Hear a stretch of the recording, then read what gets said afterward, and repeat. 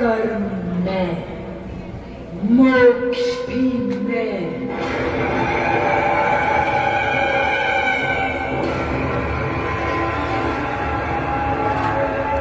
प्रकाश मैं,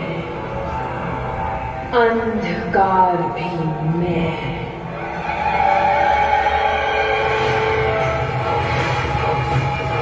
मार्ग में, लक्ष्य भी मैं।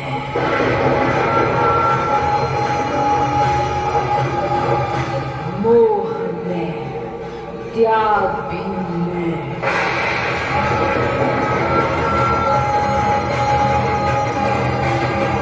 कण भी मैं, ब्रह्मांड भी मैं।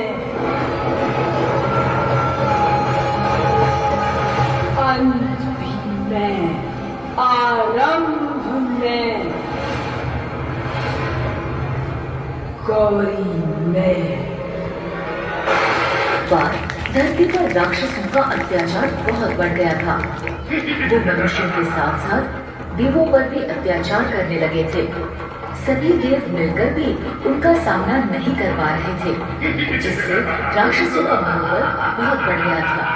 ये देखकर देवराज इंद्र सभी देवों के साथ कैलाश पर्वत गए और शिव जी से बोले, महादेव, राक्षसों ने धरती और स्वर्ग लोक दोनों में हाहाकार मचा दिया है। कृपया आप संसार में संतुलन बनाए रखने के लिए इन राक्षसों का संहार करें। आप सभी चिंता न करें देव। संसार का संतुलन बनाए रखने के लिए मैं इन राक्षसों का संहार अवश्य करूंगा। ये कहकर शिव जी ने अपना त्रिशूल उठाया और देवों की सहायता के लिए उनके साथ चले गए।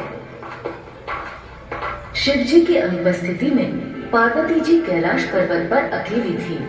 जब वो स्नान के लिए जा रही थी, तभी उन्हें एक विचार आया। वैसे तो कैलाश में बिना आज्ञा कोई प्रवेश नहीं कर सकता, किंतु फिर भी मुझे अपनी सुरक्षा के लिए कुछ करना चाहिए। ये सोचकर उन्होंने अपने लेप की मैल से इंसान का पुतला बनाकर मंत्र उच्चारण कर उसमें प्राण डाल दिए। पहली श्वास लेते ही उस बालक ने पार्वती जी से पूछा, मैं कौन हूँ? तुम मेरे पुत्र गणेश हो। मैं स्नान के लिए जा रही हूँ। तुम कुछ देर द्वार पर पहरा दो और जब तक मैं स्नान कर रही हूँ तुम किसी को अंदर प्रवेश मत करने देना। जैसी आज्ञा माता। गणेश स्नान गृह के द्वार पर एक भाले के साथ पहरा देने लगे। कुछ समय बाद जब शिव जी राक्षसों का संहार कर लौटे तो उन्होंने सोचा, ये समाचार सबसे पहले मुझे पार्वती को देना चाहिए। लेकिन वो जैसे ही पार्वती जी को ये समाचार सुनाने स्नान गृह में प्रवेश करने लगे, गणेश ने उन्हें रोकते हुए कहा, रुकिए, माता की आज्ञा है कि मैं किसी को भी स्नान गृह में जाने ना दूं, इसलिए आप स्नान गृह में प्रवेश नहीं कर सकते। तुम कौन हो और मुझे स्नान गृह में प्रवेश करने से क्यों रोक रहे हो? मेरा परिचय छोड़ो और यहाँ से चले जाओ। गणेश को इस तरह अपना विरोध करते देख शिव जी क्रोधित हो गए। उद्दंड बालक, तुझे इसका दंड अवश्य मिलेगा। ये कहकर शिव जी ने त्रिशूल से गणेश पर वार किया।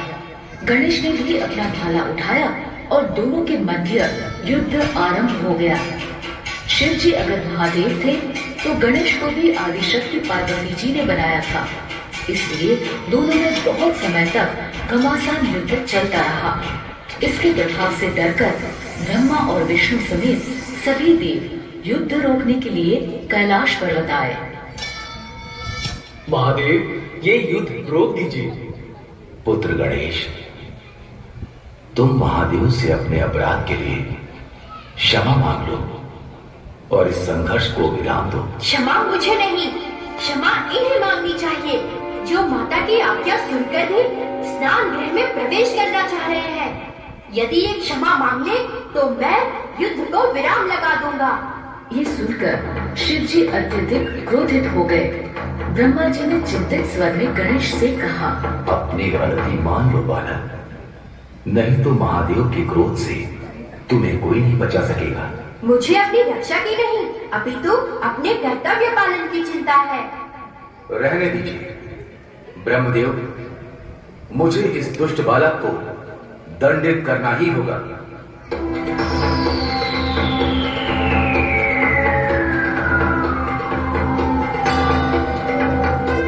त्रिशूल के वार से गणेश का सिर धड़ से अलग हो गया और आकाश मार्ग से होता हुआ मंगल लोक में जा गिरा। गणेश की विलाप भरी आवाज सुनकर पार्वती जी स्नान गृह से बाहर आए। जब उन्होंने गणेश का मृत धड़ जमीन पर पड़ा देखा तो वो बहुत दुखी हुई और रोते रोते बोली, पुत्र गणेश, हे देव, ये आपने उचित नहीं किया। आप जल्दी से मेरे पुत्र को जीवित कीजिए। क्रोध में आपसे बहुत अनुचित कार्य हो गया है महादेव, इसलिए आपको गणेश को जीवित करना ही होगा। अब तक शिव जी का क्रोध भी शांत हो चुका था। वो पार्वती जी से बोले, हे देवी, गणेश का सिर मेरे त्रिशूल के वार से मंगल लोक में जा गिरा है और वैसे भी मेरे वार से कटा सिर वापस नहीं जोड़ा जा सकता, इसलिए क्षमा करना देवी, लेकिन गणेश को जीवित करना असंभव है। ये सुनते ही पार्वती जी क्रोधित हो गयी। हे देव, यदि आपने मेरे पुत्र को जीवित नहीं किया तो मैं सारे संसार को अपनी क्रोध की अग्नि में भस्म कर दूंगी। इस पर ब्रह्मा जी कुछ देर सोचकर बोले, महादेव, बालक गणेश को जीवित किया जा सकता है। किसी ऐसे बालक गणेश के धड़ से जोड़ा जा सकता है।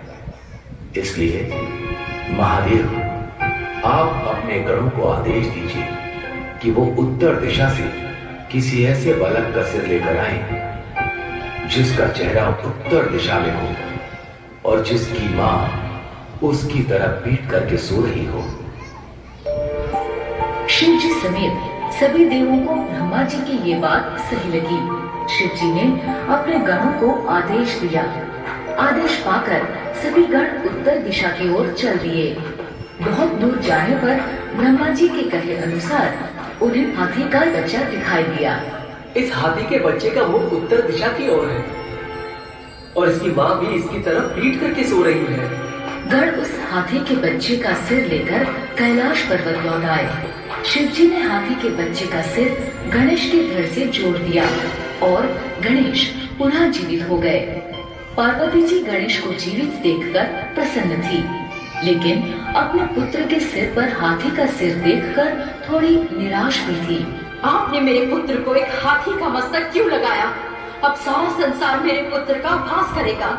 इस पर शिव जी ने गणेश को वरदान देते हुए कहा, आज से कुछ भी शुभ कार्य आरंभ होने से पहले गणेश की पूजा की जाएगी और गणेश को मंगल मूर्ति के नाम से जाना जाएगा। ये सुनकर पार्वती जी बहुत प्रसन्न हुई।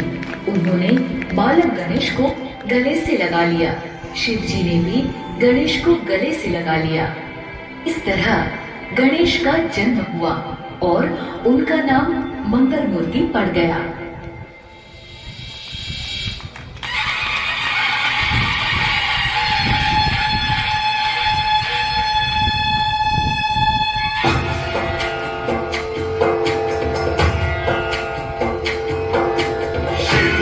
चढ़ायो अच्छा गजमुख को, जो निर्लाल विराजे सुत गौरी हर को। हाथ लिए गुड़ लड्डू साई सुरवर को, महिमा कहे न जाए लागत भूगत को। जय जय की गणनाथ विद्या संदाता, धन्य तुम्हारो दर्शन मेरा मन रमता।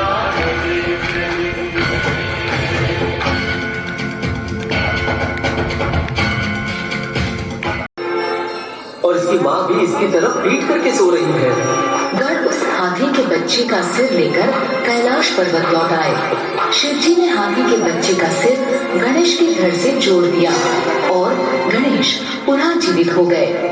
पार्वती जी गणेश को जीवित देखकर प्रसन्न थी, लेकिन अपने पुत्र के सिर पर हाथी का सिर देखकर थोड़ी निराश भी थी। आपने मेरे पुत्र को एक हाथी का मस्तक क्यों लगाया? अब सारा संसार मेरे पुत्र का उपहास करेगा। इस पर शिव जी ने गणेश को वरदान देते हुए कहा, आज से कुछ भी शुभ कार्य आरंभ होने से पहले गणेश की पूजा की जाएगी और गणेश को मंगल मूर्ति के नाम से जाना जाएगा। ये सुनकर पार्वती जी बहुत प्रसन्न हुई। उन्होंने बालक गणेश को गले से लगा लिया। शिव जी ने भी गणेश को गले से लगा लिया। इस तरह गणेश का जन्म हुआ और उनका नाम मंगल मूर्ति पड़ गया।